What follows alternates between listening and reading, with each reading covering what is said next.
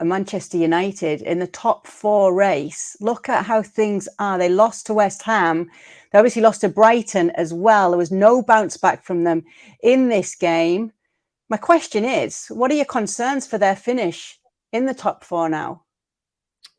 Well, there are concerns because very much like the fight at the top. I mean, look what Liverpool are doing, right? I mean, we never thought that there was even a percentage point, and now there's more than that. Obviously, game in hand, similar situation as well. But Liverpool's won what 6 straight right now, and for Manchester United, that's 2 straight losses, right?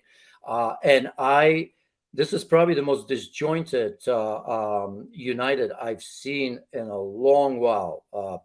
No cohesion whatsoever, no combination play whatsoever, no leadership. I think again, what came to the front today is lack of that true number 9. I don't even want a number 9, but a goal scorer other than Rashford, right?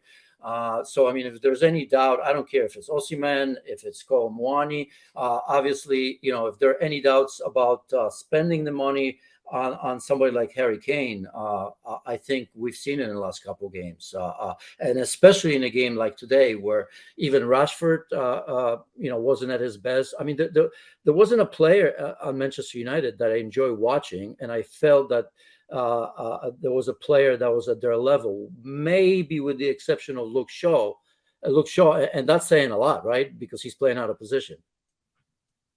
So do you think this is some of the regulars that we're not usually seeing? What about people like Casemiro? Are they not to their usual best in these recent games? They did not look it. I don't know if it's a little bit of tiredness. I don't know if it's that game against Brighton, which was a very, very difficult one. It's piled on. Obviously, they have some key players missing. I thought the management of the game today, I'm not so sure. I think Dalot would have been a first one that I probably start anyway, but bring him in because there were issues in the fullback positions. Both Wan-Bissaka and Malacia were on yellow cards, and they didn't look good. I didn't understand why Ten Hag waited for so long with Jadon Sancho. To be quite honest, I think that he showed glimpses over the last few games, and I think I would have rewarded him just a little bit. So as I've said, this was a very unusual performance because there was nothing that reminded me of the great work that Ten Hag has done in the past. This team was struggling, and the result could have been and should have been a lot more. We'll get to why it was that result in a moment. I just want to look at the remaining fixtures before we do. So there's 4 games left to secure that place in the top 4. They host Wolves next week.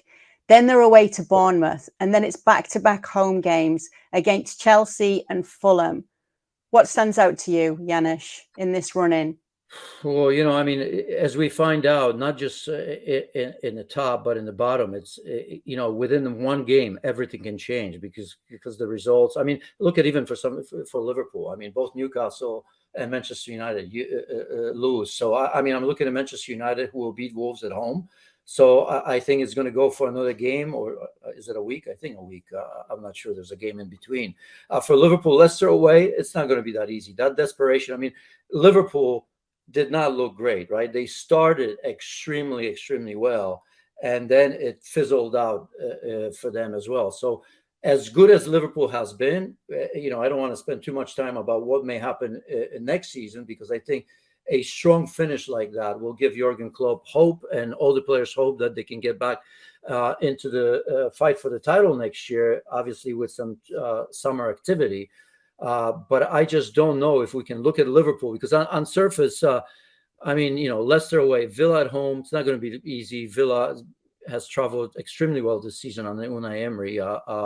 And then I think they have Saints away, who are going to be struggling as well. So one game at a time. Manchester United has made it much, much closer than it needed to be, because even a point here would have been against West Ham would have gone far, right? I mean, 2 points, that's a little bit better. But I just think that at least for the next game, Manchester United are going to be in the 4th spot, because they will take care of Wolves at home. So let's get to the big one then, that David de Gea error proving very costly here. In terms of stats just this season, 4 errors leading to a goal in all competitions, which is the joint highest of any Premier League keeper with Hugo Lloris. It feels like it's either great saves or really bad errors sometimes with this player. I know there's been a poll on ESPNFC about his future. Should he still be Manchester United's #1 goalkeeper? Yes, 45%, no, 55%. What would you have been voting for there, Janusz? I think yes, but he needs. Well, I mean, not he needs a big time challenger. We've seen Ten Hag say that he wants him to stay. He's been hot and cold, but I mean, we can point out to probably 10 games this season where he saved that team. But you want consistency from a goalkeeper, right? You know, the last thing that you want out of goalkeeper is to be hot and cold, and that's been this season a little bit, and it's been throughout his. I don't want to say career, but last 2 or 3 seasons, right? Where he's bounced back, he shows character. But I do think the fact that, you know, his game with his feet is not outstanding. And I think that he's been there for such a long time. He's still relatively young. But in order for Ten Hag and for Manchester United to go to the next level, I do think that he really needs to understand. What I would do if I were Ten Hag, I would bring a good goalkeeper in and make sure that De Gea knows that the #1 spot, it's not his. He's going to have to win it and prove it again. And we thought it was the case with Dean Henderson. That never really was the case for the most part, because I don't think Dean Henderson really got a chance, to be quite honest. Part of that is because De Gea was playing well, right? I mean, it's not like we're sitting here and saying, you know, David de Gea has had a terrible season. But these mistakes happen, and I would definitely challenge him. I would be looking at my next #1. But having De Gea, if he wants to continue, if he wants to sign a contract at a lower salary, has been as it has been leaked, that's fine. If De Gea doesn't like those terms, then I would definitely change him. All right. So, given where they are right now, and the fact that Erik ten Hag has said Champions League football is vital for Manchester United next season, what would make this, if it isn't already, a successful season for Erik ten Hag? Well, I mean, what makes this season a success, given where they are right now?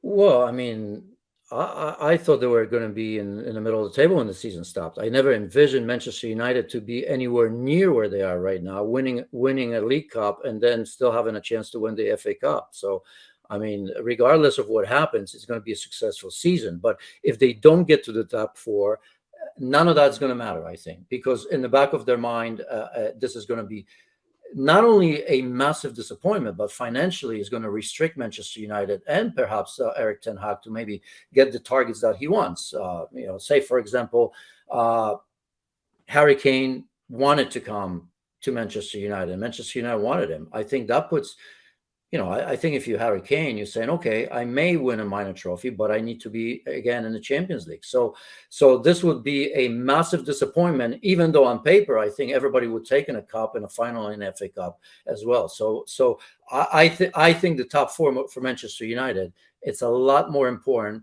than even winning FA Cup and beating their city rivals. This is the way I would look at it. Top 4 or bust, in a way. Yeah, top 4, and knowing you've also got some silverware already under your belt, that's a success then. Right, but I think missing out on that, I think I as a player would feel differently. So that wouldn't be a successful season. Not as, yeah. I mean, I think I'd be very, very disappointed. I mean, you know, the successful, of course, it's successful for Manchester United. But then again, Manchester United, to me, I mean, they've won everything. They're after the massive trophies, right? I mean, if you don't win the FA Cup or if you don't win the League Cup, it's not the end of the world. But if, again, not if you've been following them for a long time, but you've got to look at them like right now, haven't you?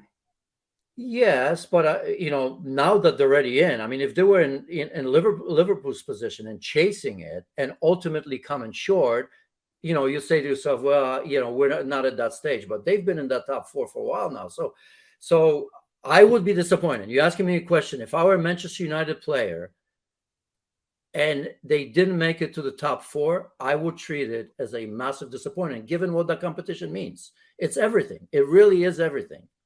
Okay, so disappointments as a player, but as a success, it's not a successful season, even with the League Cup, if they don't finish in the top 4. Meh. Yeah. No. All right. Last question. Not by Manchester United standards. No. Okay, fair enough. If that was the only thing that they won and they missed out on top 4, I don't think that would be success. As I've said, where they were, of course, it's some sort of a success, but very, very minor. And I suppose it links to the next one, because if you do have the name that Manchester United does, and then you can offer Champions League football, it opens up the net for the players that you are going to be bringing in. How much of a work in progress are they? I think it's still a lot to do. And I think Ten Hag, if he were honest, he would say that as well. And, today is, again, I mean, the depth in quality is not there. I mean, that's why you're hearing, you're not just, look, I mean, as it stands right now, it's a very successful season from where they were. And yet you constantly hearing 6, 7, 8, 9 names to go. And I think that's right, because I think that midfield today, you could see, for whatever reason, right? I mean, we all think that Eriksen is a great player. We all think that Casemiro is a great player. What Casemiro is doing at his age is incredible. But that can fall apart within months, right? I mean, it just, the wear and tear, and you're running into these young players. We're talking about Europe. If they were made to the Champions League, there's going to be games more and more where Casemiro may be looking like today. By the way, I don't think he was terrible, but he's not going to be that rock in the heart of that midfield. Eriksen today, very, very poor. Bruno Fernandes wasn't a great game, but I think, there's a lot more to come from Bruno Fernandes. I think he's been so important to this team. Without him, it's a totally different team. But it just goes to show there's no trust in Fred. There's no trust in McTominay, even though he's not available. Those are not Manchester United players. For the next level, you need to fill in. We've talked about the strikers. Michallik came in. For sure. I mean, his durability is not there anyway, even if you think he's talented. But if he's going to give you one good game out of 10, that's not good enough. So there are many, many holes. And even, I mean, certainly they've missed, for example, Varane and Lisandro Martinez. But Varane, you got to worry about him as well, because in terms of injuries and all of that, right? I mean, he's not the healthiest players of them all, if you look at for club and country sometimes. So you have to say to yourself, we need another top-class center back. I mean, absolutely. Yes, Luke Shaw can play there, but I think Luke Shaw, as we've seen from Malaysia, is much, much better on that left-hand side. So I do believe that there are a lot of holes to fill on this Manchester United team in order to compete for the title and compete in the Champions League.